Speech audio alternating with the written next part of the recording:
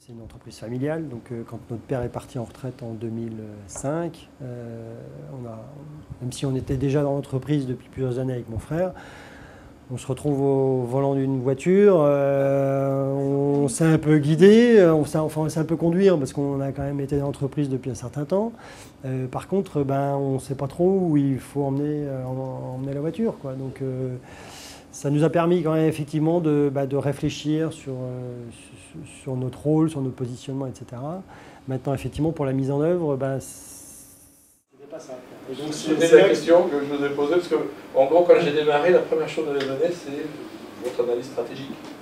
Oui. Vous m'avez demandé ce que j'en pensais. Vous vous souvenez de la question que je vous ai posée? Est-ce qu'on s'en sert Je vous ai posé une question précise, c'est combien de fois depuis un an? Oui, vous avez utilisé ce document-là, quoi. Pour prendre une décision. La réponse était 0. Donc il dit, bon, donc c'est que ça sert à rien. Donc c'est pas une stratégie. Voilà, donc bon.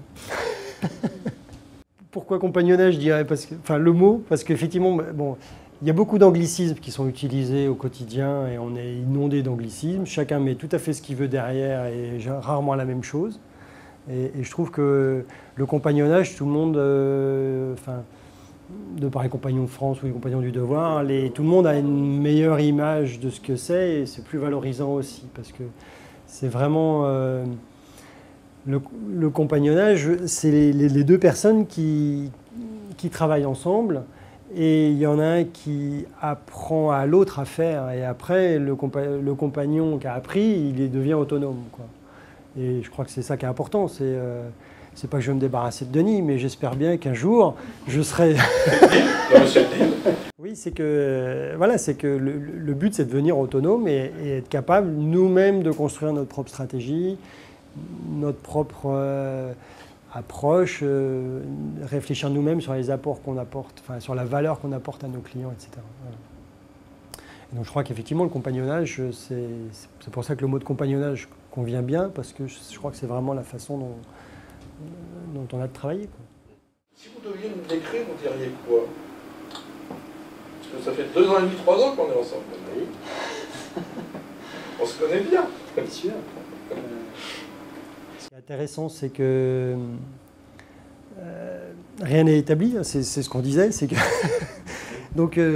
donc c'est sûr que on part des fois sur une idée et puis on se dit il va falloir qu'on discute de ça et puis finalement en se disant je suis bloqué et puis voilà, le fait de se dire non, on n'est pas bloqué et puis hop, on va partir sur complètement autre chose de façon à arriver à changer une situation, à bouger de port. C'est que je dirais il y a un côté un peu imprévisible.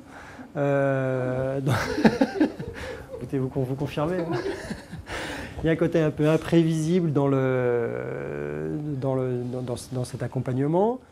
Il y a un côté foisonnement d'idées aussi chez Denis, spontanéité.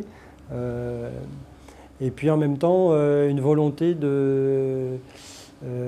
d'apport qui ne soit pas simplement de la présence, mais aussi justement des outils qui sont quand même transmis, et puis expliqués, et puis déployés de façon à ce que on soit capable de se les approprier, quoi.